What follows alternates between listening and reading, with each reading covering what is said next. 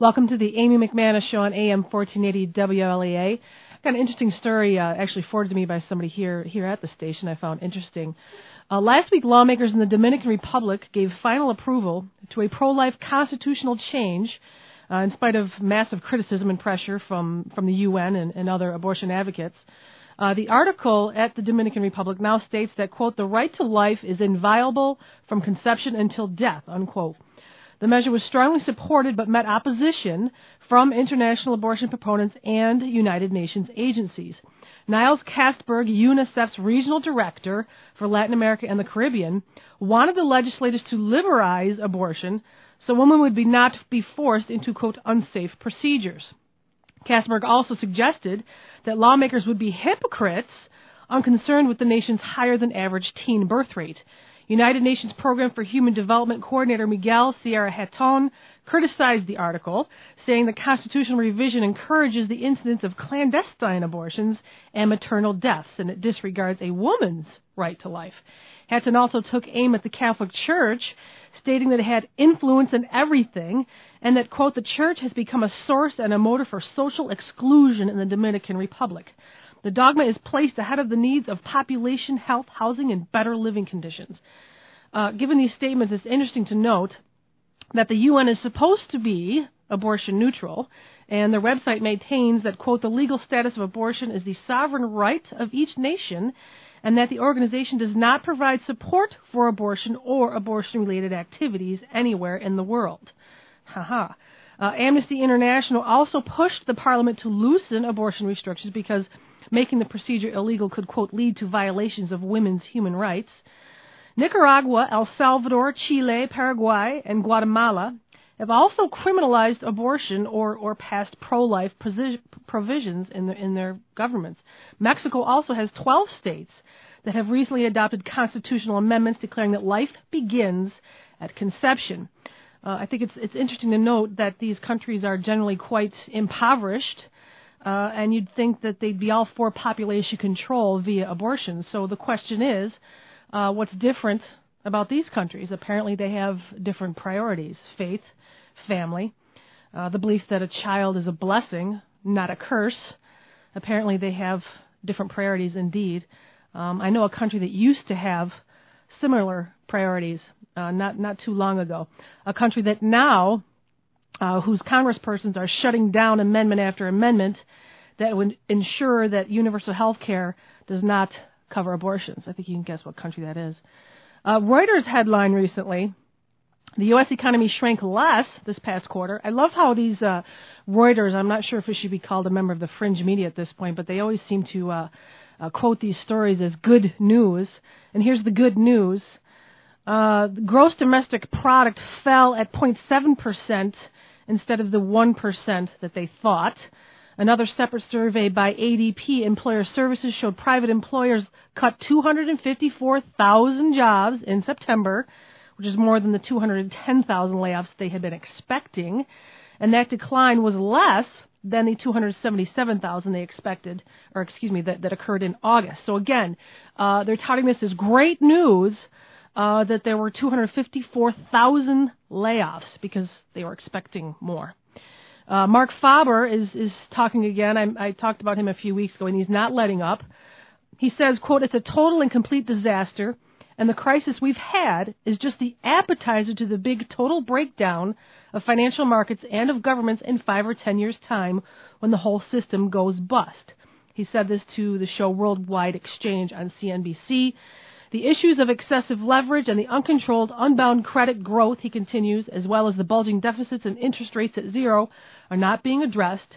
Nothing will be achieved except that they will implement regulation after regulation that are far worse than the previous regulations that brought us all of these problems. Also on Friday, the FDIC announced the failure of Atlanta's Georgian Bank. It's the 95th bank failure. A month ago, I had shared this information with you from the FDIC. There were 84 bank failures at that time, and we are now at 95. Here in New York State, some healthcare workers are revolting down towards the city. They're upset over H1N1 vaccine mandates, and they held up signs. Some of them said, the state doesn't own my body. This was down towards Stony Brook, and CBS 2 News reported this. New York is one of the first states in the country to mandate H1N1 vaccines for healthcare workers. And hundreds of protesters gathered and screamed "no forced shots" at a rally this past Tuesday. I don't even tend to be to the sick. I'm in the nutrition field. They're telling me I must get the shot because I work in a health clinic setting, said Paula Small, a women, infants, and children healthcare worker. Small said she will refuse the vaccination. Registered nurse Frank Menino is also upset. He says this violates his personal freedom and civil rights, and he's willing to lose his job over it. He says, quote, "I may lose my job if I don't take this shot or the regular flu shot, but I won't take it. I will not be forced. This is still America." Healthcare professionals are arguing that they wash their hands constantly as it is, and they're not likely to transmit nor contract the flu. Dr. Susan Donnellan of Stony Brook Hospital says, quote, "It's certainly their prerogative to voice their opinion," but she also says that most in the medical community see benefits and safety of the shots and welcome them, and that hospitals must obey the law. She also says, quote, "Our hospital is committed to following the mandate to have our personnel vaccinated." So they are claiming that they want to just save lives, but, you know, only about 45% of current healthcare workers in this country even take the regular flu shot, the influenza vaccine. 34%, according to Rasmussen, are not confident, this is in the general public, not just healthcare workers, are not confident the vaccine has been fully tested enough. And 61% are now saying that the media is making a mountain out of a molehill regarding H1N1. No state has started to force us regular folks to take the virus, but that may indeed become fact. You know, my mommy gut sometimes just looks at this and says, what is all this fuss? And wondering if it is all scare tactics. The vaccine is pretty much untested and unproven. In 1976, there were more deaths associated with the vaccination rather than the virus itself, the swine flu outbreak of 76. So people are really beginning to have concerns with this.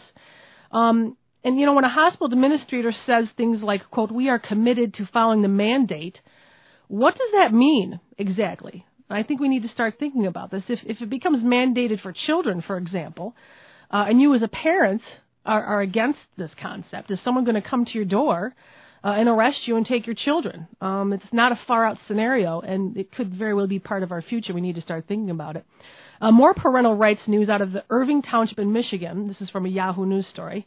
Every day before school, the school bus comes to pick up the neighborhood kids. This woman named Lisa Snyder babysat for several kids in her home for about an hour before they left for school, until Snyder received a letter from the Michigan Department of Human Services warning her that if she continued, she'd be breaking the law. "I was freaked out," she says. "I was blown away." After receiving the state agency's letter, she called them and tried to explain that she wasn't accepting money from her funds. She's just swapping favors like a lot of the moms in the neighborhood. They did not give her a pass, and so Snyder stopped watching the other children immediately after receiving this letter. What's all the fuss? Well, Michigan state law says that no one may care for unrelated children in their home for more than 4 weeks each calendar year unless they are licensed daycare providers. Wow. Way to go, Michigan. Can you imagine the hardship this would create on some lower-income families who depend on friends to assist them to take care of their kids so they can go to work? This woman's predicament has led a debate in Michigan about whether or not the law needs to be changed. Really, a debate. These people need to think about it, it says. Governor Jennifer Granholm wants Michigan Human Services to work with the legislature to change the law. And what's kind of funny about this is Snyder was reported by a neighbor's complaint. I'm just wondering what kind of person calls social services in a situation like this. What sort of miserable ne'er-do-well decides to take issue with a woman who's watching a few kids before the bus comes? I'll bet my life it was a liberal. Speaking of liberals,